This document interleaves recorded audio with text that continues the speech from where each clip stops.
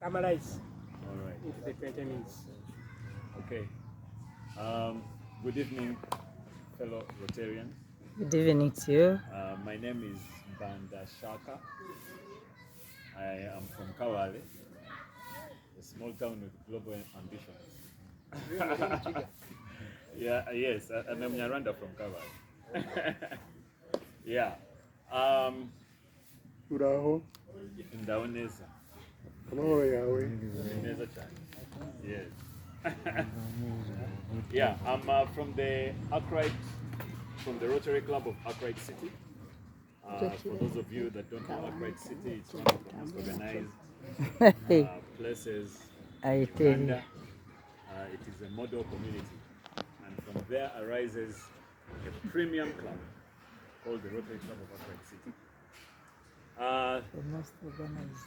I'm working for mental health awareness, and I'm working from Masaka all the way to Kampala.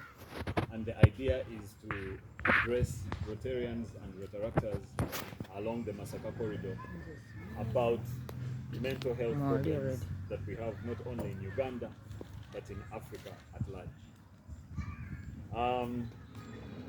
The reason I'm doing this is because, number one, the Rotary International President Gordon McKinley, in his inauguration speech, highlighted peace and mental health as one of the key areas that Rotarians around the world should apply their resources, their expertise, their talents, their networks towards promoting in their communities. So I'm really responding together with my Rotary Club to the call by our Rotary International President. Number two, Uganda. Uganda ranks number 6 in the world. Wow. When it comes to mental health issues. We have very many countries in the world, but Uganda comes number 6.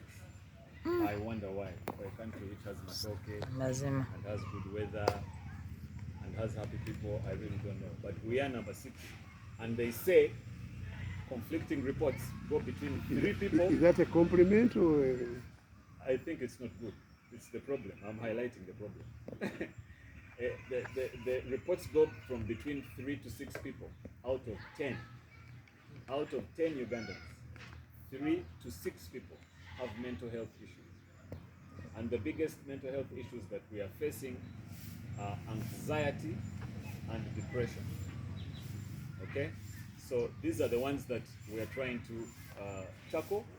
And the whole issue is that these are not problems for people who are in mental hospitals, schizophrenics and psychotics. No, anxiety and depression are mental health issues that you and I, normal working people, face. And so it is for these 2 reasons that I'm working from Masaka to Kampala to try and raise awareness and have a conversation around mental health, and also to suggest ways in which we can work together as Rotarians to help our community members. I'm going to suggest a few. Number 1 is to come out whenever you have challenges. Culturally, men, we don't talk. We are supposed to suffer with our challenges.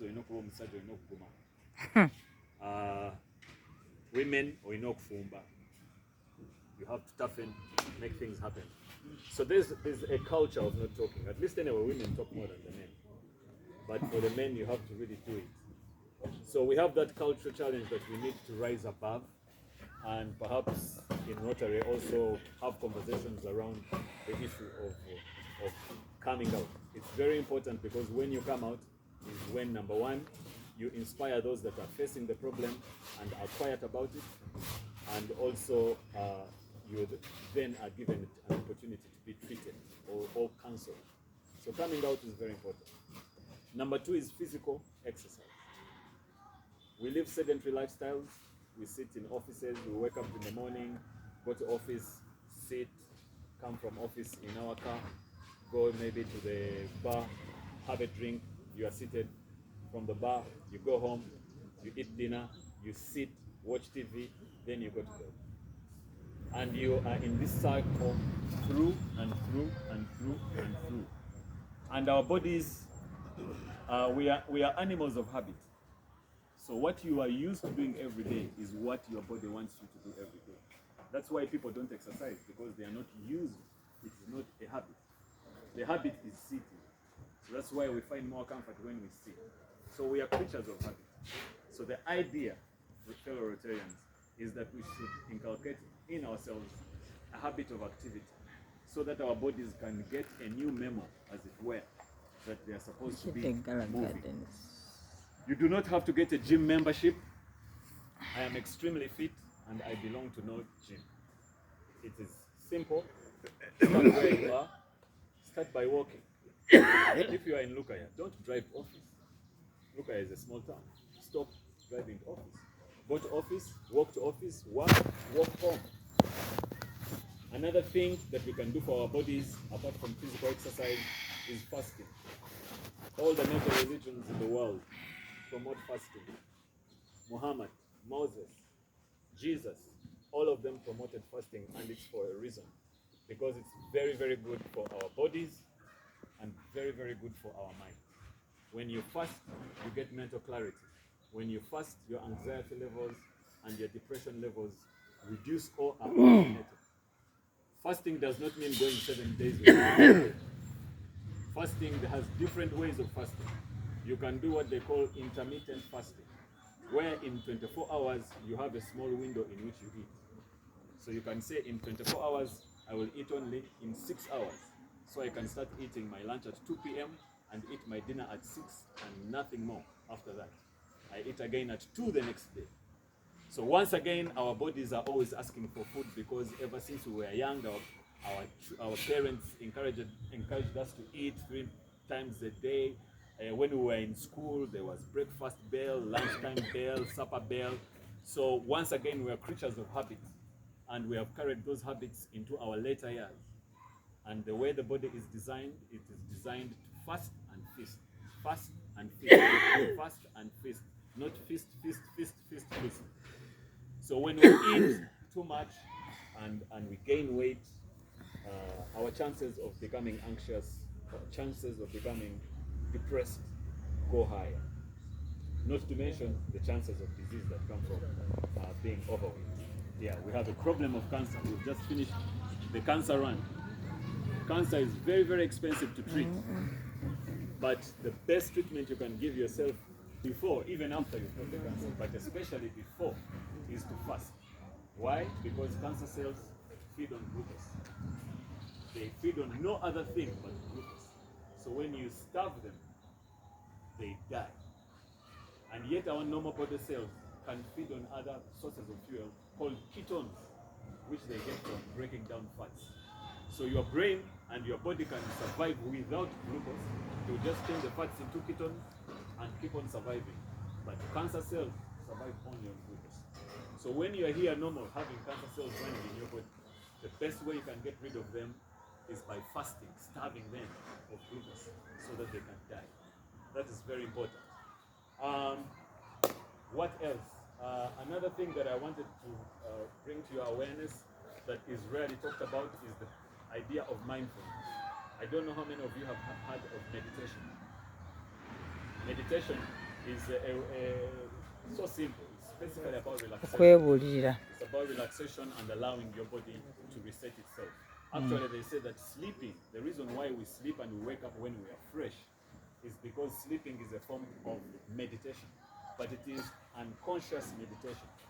Now, the meditation that I would like you to start to practice and to research about is the conscious meditation, the one you do when you're conscious. I don't want to go into the details of it. Just Google it.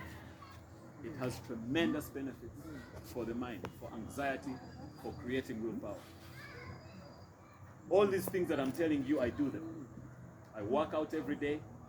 I used to fast sometimes in a month, but now I decided to fast every day to make it part of my life. At least I do what they call intermittent fasting. I'll eat 1 or 2 meals a day, and sometimes I'll go 48 hours without eating. Maybe one time you can do 72 hours. It's about training your body. The body is like a dog. You just train it. You just train it. Yeah. And I also meditate every day. I do some Chinese exercises called Qigong exercises, standing meditation. If you know Tai Chi, I practice it on a daily basis to give me discipline and focus of the mind. And because of that, I've had some benefits in my life. In 2 years, I've come from 90 kilograms, 90 kilograms, now to 62 kilograms. Yeah, and because of that, I am aware that I have been given a longer life, apart from the idea of being knocked down by a car or a taxi or what. At least natural causes, I am aware that I'm going to enjoy my 60s. I will not be on insulin in my 60s. No, perhaps even in my 70s. I will not be. Yeah. I am also naturally happy. Because I'm naturally happy, I don't need to drink. I used to drink every day.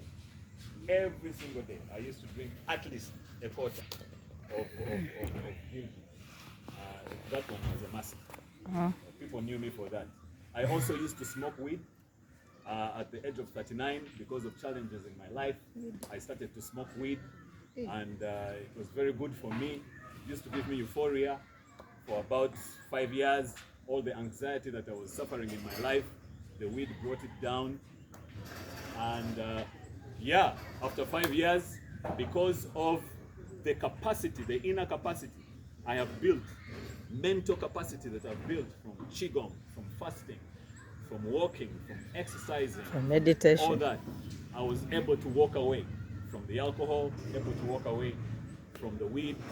Now I'm just a happy-go-lucky man, and that is the reason why I'm here to share with you. glory be to God. Wonderful. I was going to warn you. I told you I can go on forever. Okay. Tuanzisha nyo reaction.